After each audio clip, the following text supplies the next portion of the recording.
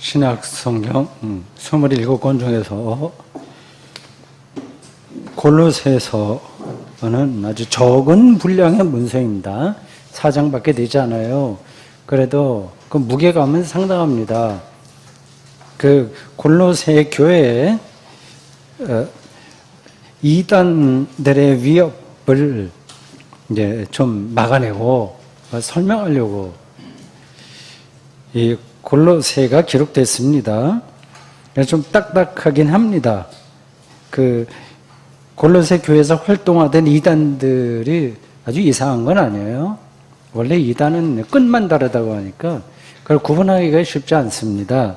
그 특징이 그 2장에 나옵니다. 뭐 할례 강조하고요. 골로새서 2장 11절.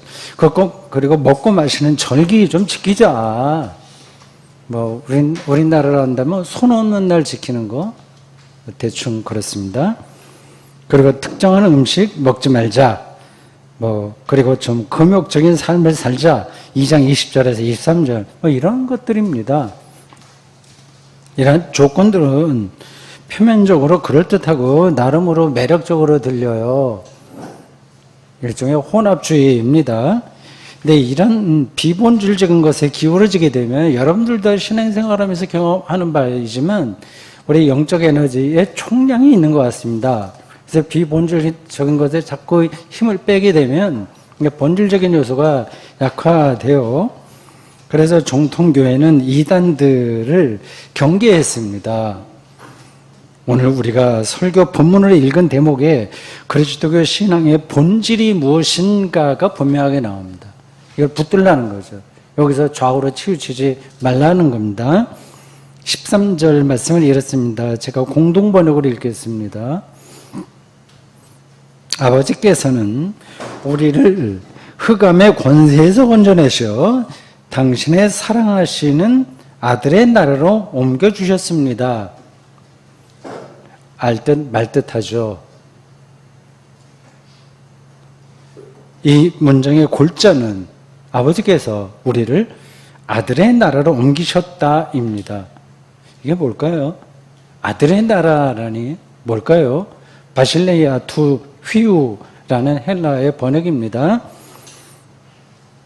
이 아들의 나라가 이제 바실레이아인데 제가 설교 때 여러 번 거론한 용어죠. 그거 꼭 외워두십시오.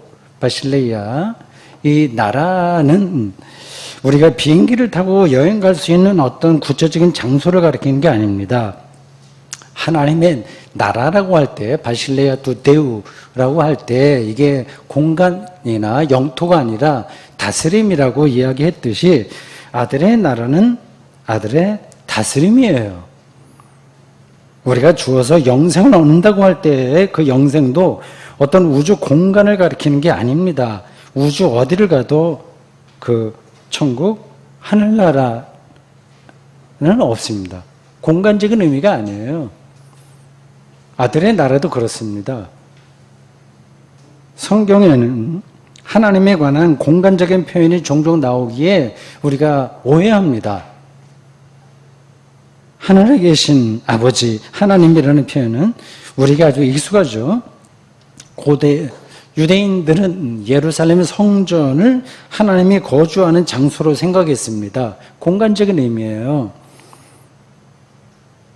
그리고 유대인들은 자신들이 언젠가는 세계를 지배할 것이고 예루살렘이 세계의 중심 도시가 된다고 생각했습니다. 특정한 장소가 말이죠. 일종의 시오니즘이에요.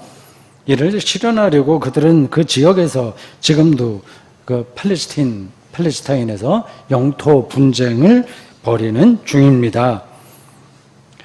오늘 본문이 말하는 아들의 나라 바실레아 투 휘우는 하나님의 아들이신 예수 그리스도의 다스리심, 그 아들의 사랑, 아들의 생명 능력을 가리킵니다. 그 나라를 요즘 땅이나 집을 사듯이 돈으로 살 수 있는 게 당연히 아닙니다. 등기 절차를 거쳐서 우리의 완전한 소유로 만들 수 있는 것도 아닙니다. 그 나라에 우리가 참여하는 거예요. 우리가 소유하는 게 아니라 그 안으로 들어가는 겁니다. 평화나 기쁨과 안식을 우리가 돈으로 사거나 소유할 수 있는 게 아니지 않습니까? 비유적으로 바다에 사는 물고기들을 생각해 보십시오. 물고기들은 바닷물을 소유하는 게 아닙니다. 그 안에 들어가 있을 뿐입니다. 만약에 바다가 오염되었다면 물고기는 죽거나 병에 걸리겠죠. 바다가 살아있다면 물고기는 당연히 건강을 유지할 수 있습니다. 하나님께서 우리를 아들의 나라로 옮기셨다는 말은 우리가 전혀 새로운 생명의 세계에서 마치 오염된 바다에서 깨끗한 바다로 옮겨진 물고기처럼 살게 되었다는 뜻입니다. 당연히 알고 있는 거죠. 생명을, 즉 구원을 얻은 겁니다. 여러분에게 아들의 나라로 들어갔다는 경험이 있으신가요?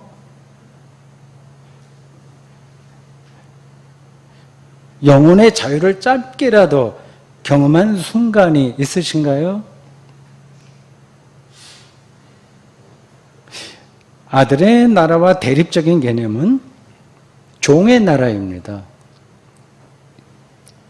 바울은 갈라디아 교회에 보내는 편지에서 내가 이후로는 종이 아니요 아들이니 아들이면 하나님으로 말미암아 유업을 받을 자니라 갈라디아서 4장 7절 이렇게 말했습니다. 종은 주인과 계약을 맺습니다. 종도 필요한 거예요. 계약을 맺습니다. 계약 증서를 기준으로 행동해야 됩니다. 유대인들에게 그 계약 증서는 율법이에요. 그 핵심 내용은 모세오경, 창세기, 출애굽기, 레위기, 민수기, 신명기, 그들이 토라라고 부르는 그 법전입니다. 모세오경만이 아니라 구전 율법도 많아요. 유대인들은 그 율법에 전적으로 의존해서 살려고 노력했습니다. 그게 대단한 거예요. 바리새인들과 서기관들은 율법 전문가들입니다. 삶의 중심과 그 기준을 율법에 두었다는 사실만으로도 유대인의 정신 문명이 상당히 고급스럽다는 점은 인정해야 됩니다. 이건 따라가기도 쉽지 않아요. 오늘 21세기도 율법 중심의 문명이라고 할 수 있습니다. 이를 요즘 용어로는 법치사회라고 합니다. 좋은 거죠. 헌법과 법률이 율법입니다. 법치사회는 통치자의 개인적인 판단이나 기분에 따라서 옳고 그름이 결정되는 게 아니라 법에 따라서 결정되니까 상당히 선진화된 고급스럽고 합리적인 사회라고 할 수 있습니다. 문제는 그 법이 모든 문제를 해결하지 못한다는 사실입니다. 그러니까 법만능주의는 오히려 법을 파괴합니다.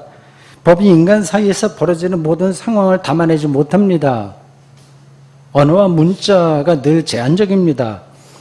그래서 지금도 계속해서 법을 바꾸고 유권 해석을 내릴 수밖에 없어요. 그게 기계적으로 적용이 안 됩니다. 우리나라 현재 상황도 그래요. 검찰의 수사권과 기소권을 어떻게 균형을 맞출 것인지, 억울한 피해자가 생겼을 때 그런 사람들 많았잖아요. 어떻게 보상할 건지를 법이 다 다루지 못합니다. 민사재판으로 들어가면 더 복잡해져요. 이게 다 법이에요. 율법이에요. 부모가 유언장을 남기지 않고 세상을 떠났을 때 자식들 사이에서 재산 분쟁이 종종 벌어진다고 하죠. 어처구니 없게도. 정말 이해가 안 됩니다만 그게 현실이에요. 심지어 교회 문제가 세속 법정에서 다루어지기도 합니다. 어처구니 없는 일들이 일어나고 있는 거예요. 이런 법치사회가 곧 본문이 말하는 종의 나라입니다. 이상한 나라가 아니라 세련된 나라예요. 종의 나라에서는 앞에서 말씀드린 대로 계약이 작동 원리기에 참된 만족이 가능하지가 않습니다. 부부 사이에 계약으로 사랑이 성립되겠습니까? 사람 사이에서 벌어지는 이해 충돌을 계약과 거래 메커니즘으로 해결할 수 없어요. 예를 들어서 연봉 액수를 어떻게 결정해야 될까요? 최저임금을 얼마로 해야 될까요? 기업가는 가능한 낮추려고 하고 직원은 높이려고 할 겁니다. 그건 당연해요. 거꾸로 작동하는, 그러니까 기업가는 높여주려고 하고 직원들은 낮추자. 이런 회사가 없진 않겠으나 찾아보기 힘들 겁니다. 각자가 손해보지 않으려고 매사에 안간힘을 쓰게 되니까 종의 나라에서는 겉으로 아무리 세련돼 보여도 삶 자체에 대한 만족이 가능하지가 않습니다. 인정 욕구만 기승을 부리게 됩니다. 그런 세상에서 우리가 지금 살고 있어요. 그럼 종의 나라죠. 요즘 날씨가 보통 더운 게 아니죠. 웬만한 가정에서는 에어컨이 있어서 어느 정도 지낼만 합니다. 덥다 하더라도 지낼만 합니다. 이 외에도 현대인들의 인생을 즐길 만한 좋은 환경 가운데서 삽니다. 휴가를 떠날 수도 있고요. 손쉬운 방식으로 음악을 듣거나 영화를 볼 수 있습니다. 이런 삶의 조건이나 환경으로 인해서 행복을 얻은 사람은 많지 않다는 게 아이러니라고 하면 아이러니입니다. 아무리 환경이 좋아져도 계약 조건이 좋아져도 그래서 사람은 거기에 쉽게 익숙해져서 더 좋은 환경을 계속 찾게 됩니다. 재미있고 편안한 환경을 끝없이 찾고 있으니까 어떻게 행복을 얻겠습니까? 뻔한 이야기를 제가 지금 드리고 있는지 모르겠어요. 근데 뻔한 게 사실은 뻔한 건 아닙니다. 젊은 분들은 제가 어린 시절 이야기를 잠시 해도 이해해 주십시오. 스레트 지붕으로 된 단칸방에서 지낸 기억이 생생합니다. 좀 계실 거예요. 여러분들 나이 드신 분들은요. 에어컨은 물론이고 선풍기도 없었습니다. 부채 하나로 한증막 같은 집에서 여름을 보냈습니다. 여러 식구들이. 지금 쪽방촌에서 어렵게 지내는 분들보다 당시 형편이 더 나빴습니다. 요즘 우리 사는 모습을 보면 거지에서 왕자로 신분이 바뀐 겁니다. 그런 정도로 똑같이 거지에서 왕자가 된 것처럼 행복감을 느끼느냐 하는 질문에 그렇다고 대답할 사람들은 없죠. 종의 나라에서는 바리새인과 서기관처럼 교양을 갖추고 다른 사람들에게 인정받는 위치에 올라가도 영혼의 만족을 얻지 못하고 참된 행복에 이르지 못합니다.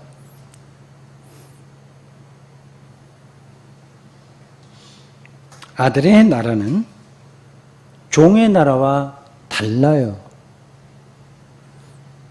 계약과 거래가 작동하지 않는 나라입니다.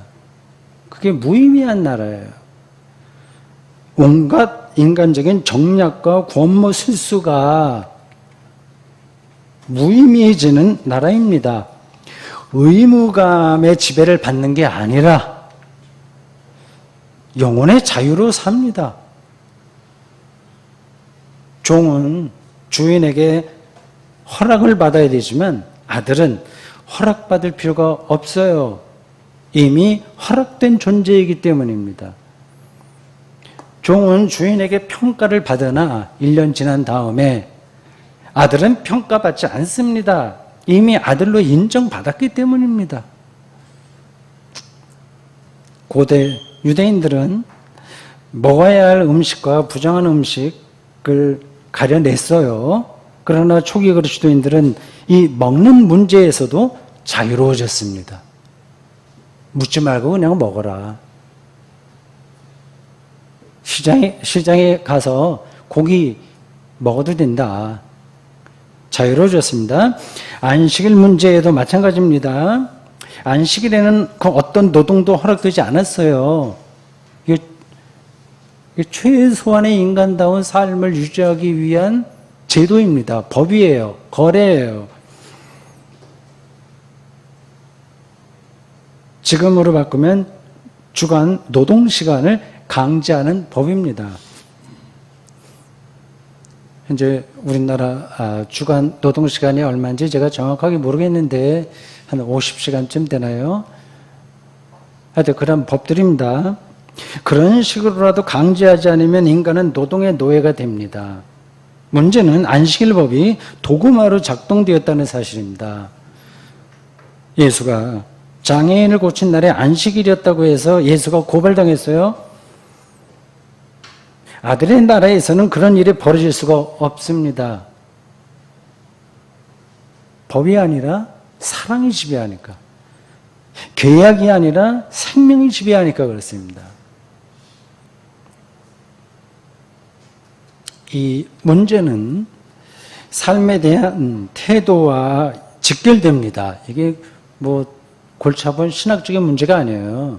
우리 삶의 문제예요. 아들의 나라로 옮긴 사람은 하나님의 생명에 참여할 자격을 얻은 겁니다. 자격을 얻었는데도 누리지 못한다면 그와 같이 불쌍한 경우가 어디 있겠습니까? 사람이 만든 조건에 종속되지 않는 하나님의 생명을 허락받은 거예요. 허락받은데도 그거를 얻지 못하면 얼마나 불쌍한 겁니까? 하나님의 사랑 가운데서 자유를 얻은 겁니다. 이 자유는 소극적으로는 하지 않아도 될 자유이고 적극적으로는 해도 되는 자유입니다. 사람에게서 그러니까 어떤 계약이나 어떤 거래로 심사받지 않을 자유라는 뜻입니다. 물론 겉으로는 비슷한 인생처럼 보일지 모르나 실제로는 아들의 나라에 사는 사람들은 다른 인생을 삽니다. 예를 들어서 여기 한 50명이나 한 100명쯤 모이는 직장이 있다고 합시다. 뭐 또 커도 좋고 작아도 좋아요. 신입사원 한 사람이 들어왔습니다. 겉으로 보면 똑같이 일해요. 다른 직원들하고. 그런데 이 사람은 이 일을 배우기 위해서 입사한 사주의 아들 또는 딸입니다. 이 사람은 자기가 사주의 아들이나 딸이라는 내색을 보이지 않고 다른 직원들하고 똑같이 일을 합니다. 이 사람은 연봉 계약에 묶여서 일하는 게 아니라서 영혼이 자유롭습니다. 종에서 아들이 된 겁니다. 삶의 차원이 의무가 아니라 허락받음의 차원으로 올라선 겁니다. 교회 일도 한마디 붙인다면 의무적으로 하는 게 아니라 허락받은 자유예요. 책임감으로 사는 게 아니라 사랑으로 사는 겁니다. 완전히 다른 삶이에요.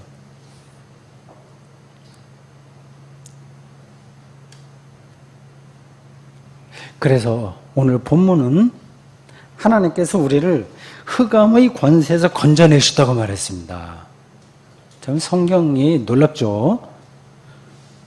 계속 당근과 채찍으로 강요하고 세뇌당하는 세력에서 벗어난 겁니다. 오늘 여러분들의 삶은 어떻습니까?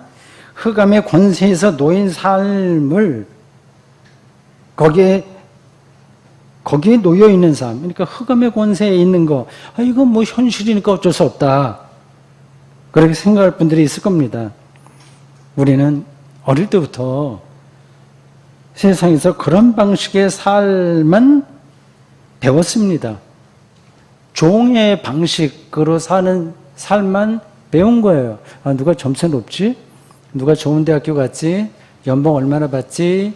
누가 좋은 사람 만나서 잘 결혼했지. 계속 그런 것들만 우리가 배우고 살았습니다.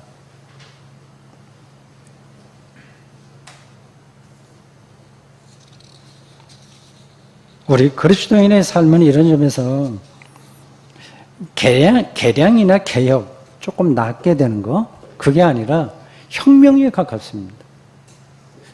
조금 모양을 다르게 하는 게 아니라 질적인 변화를 가리킵니다. 그러니까 계약 문서를 폐기하는 거예요. 이런 방향 전환이 바로 예수님이 말씀하신 메타노이아, 회심입니다. 이 아들의 나라로 옮겼다는 사실을 14절에 조금 더 풀어서 이렇게 설명합니다. 그 아들 안에서 우리가 속량 곧 죄 사함을 얻었도다. 여기서 속량은 redemption이라는 영어로 번역되는데 종의 신분을 벗어났다는 뜻이에요. 저절로 벗어나는 게 아닙니다. 누가 종에 팔렸을 때 금액을 대신 내줘야 됩니다. 예수의 죽음이 속량에 필요한 돈입니다. 예수의 십자가 죽음으로 우리가 종의 신세에서 벗어났다는 뜻입니다. 그 속량은 곧 죄 사함입니다. 죄 사함입니다. 죄 사함은 하나님과의 관계를 가로막은 담이 해체되었다는 뜻입니다. 설교 앞부분에서 한 거는 그래도 좀 쉽게 들리는데 또 이게 교리적으로 들어가는 것 같으니까 조금 들리지 않을 수 있겠네요. 뭐 속량, 죄 사함, 예수가 돈을 지불했어, 뭐 이런 것들 말이죠. 이걸 노골적인 비유를 들면 이런 거예요. 신학, 종교 언어로는 뭐 죄 사함, 뭐 속량이 이렇게 하는데 이거 실질적인 삶으로 비유하면 이런 겁니다. 연봉 1억 원을 벌어야 사람답게 살 수 있다는 그 강박에서 연봉 1천만 원으로도 얼마든지 사람답게 살 수 있게 된 겁니다. 이게 설득력이 있을까요, 과연? 그리고 이러한 방향을 모르고 우리가 어떻게 하나님을 믿는 사람이라고 할 수 있겠습니까? 이게 비현실적인 주장일까요? 요즘 말로 정신승리에 불과할까요? 정당한 임금을 받지 못해도 그러려니 하라는 게 아닙니다. 임금 투쟁은 잘못됐다는 건 아니니까 오해 없게 바랍니다. 여기서 속량, 죄 사함에서 그 아들 안에서라는 표현이 중요합니다. 그 아들, 예수죠. 거듭난다는 말이 요한복음에 나와 있듯이 어머니 뱃속으로 들어갔다 나오는 게 아니듯이 우리가 문자적으로 예수 안에 들어갈 수는 없어요. 예수 안, 이것은 예수의 다스림 안으로 들어간다는 뜻입니다. 예수의 다스림은 예수가 경험한 생명의 능력입니다. 그는 하나님을 아버지로 인식했어요. 하나님을 절대적으로 신뢰했습니다. 예수가 인식하고 경험한 그 하나님은 기계적인 작동 원리가 아닙니다. 옥황상제가 아닙니다. 진화 메커니즘이 아닙니다. 그리스 로마 신화에 나오는 신들처럼 세상 너머에서 자기들끼리 희로애락을 만들어가는 신들이 아닙니다. 예수의 하나님은 아버지라는 말로 밖에는 더 마땅한 말이 없을 정도로 그 예수와 인격적으로 깊은 관계를 맺으시는 분이십니다. 그분이 여기 가까이 계십니다. 하나님 나라는 이미 가까이 왔습니다. 그 하나님의 다스림 앞에서는 예루살렘 성전도 무너질 수 있고요. 율법도 폐기될 수 있습니다. 예수의 운명을 지켜줄 수 있는 대상은 예루살렘 성전 어마어마한 그 건물이 아니고 그 온갖 법 체계인 법전의 율법도 아닙니다. 더 궁극적으로 어머니 마리아도 그를 지켜줄 수 없고 동생들도 아니고 친인척도 아니었습니다. 예수는 그가 아버지라고 부르는 좀 페미니즘에 가까운 계신 분들은 뭐 어머니라고 불러도 좋아요. 아버지라고 부르는 하나님께만 자신의 현재와 미래를 맡길 수 있었습니다. 저도 그러고 싶은데 그게 뭐 말처럼 쉽습니까? 그 믿음으로 예수는 죽음마저 넘어설 수 있었습니다. 감람나무가 많다해서 감람산이라고도 부르는 겟세마네 동산에서 예수님은 마지막 순간에 두 가지 내용으로 기도했습니다. 하나는 가능한 한 이 십자가의 죽음을 좀 피하게 해달라. 다른 하나는 하나님 아버지의 뜻에 순종하겠다는 겁니다. 자기 생각으로는 십자가 죽음은 그야말로 파멸이에요. 하나님 나라가 가까이 왔다는 자신의 확신마저 부정당하는 사건입니다. 그래서 피하고 싶었습니다. 우리도 다 그런 생각으로 살아요. 그런데 예수는 아버지 하나님을 온전하게 믿었기에 자기 생각과 확신마저 내려놓을 수 있었습니다. 제자들과 초기 그리스도인들은 하나님께서 예수를 죽은 자 가운데서 살리셨다고 믿었습니다. 이 대목이 중요하니까 이제 설교 끝나가요. 잘 들으십시오. 하나님을 향한 예수의 절대적인 신뢰가 제자들과 초기 그리스도인들에게 다시 살아난 겁니다. 그들은 온갖 어려운 환경 가운데서도 이제 예수처럼 하나님만을 믿고 살아갈 수 있었습니다. 하나님 나라가 가까이 왔다는 예수의 선포가 그들에게 생생하게 경험되었습니다. 무덤에 묻혔던 예수가 지금 다시 살아서 자신들과 함께하는 경험이었습니다. 그들은 이제 더 이상 죽음이 두렵지 않았습니다. 예수로 인해서, 더 정확하게는 예수의 믿음으로 인해서 그들은 하나님을 아버지로 믿을 수 있었습니다. 더는 율법의 종으로 살지 않아도 되었습니다. 이제 종의 나라에서 아들의 나라로 옮겨졌기 때문입니다. 그렇습니다. 사랑하는 성도 여러분, 아들의 나라는 곧 믿음의 나라입니다. 믿음은 하나님 아버지를 향한 그 예수의 믿음을 가리킵니다. 예수를 통해서 우리는 믿음의 실체가 무엇인지를 배웠습니다. 바울과 루터에 따르면 그리스도인은 예수를 믿음으로써 하나님에게서 의롭다고 인정받습니다. 그 믿음 안에서 자유와 영생을 얻는다는 뜻입니다. 이 믿음을 여러분들이 세상의 과학이나 지식이나 재물 그런 것보다는 좀 수준이 낮고 좀 모양이 빠지는 것으로 보면 크게 착각하는 겁니다. 믿음은 우리를 죽음에서 살리는 참된 능력입니다. 과학과 지식과 재화가 여러분들을 살리지 못합니다. 흑암과 허무에서 벗어나게 하는 능력이 바로 이 믿음입니다. 여러분과 저는 바로 그런 믿음의 나라로 옮겨졌어요. 거기서 살아야 됩니다. 종의 특징인 의심의 삶에서 머리 확인 계속하고 내 인생이 어떻게 행복할 것인가 하는 온갖 그 돌다리 두드리듯이 하는 그러한 의심의 삶에서 아들의 특징인 믿음의 삶으로 옮겨졌습니다. 그 예수의 믿음 안에서 여러분은 생명을 얻을 것입니다. 아멘.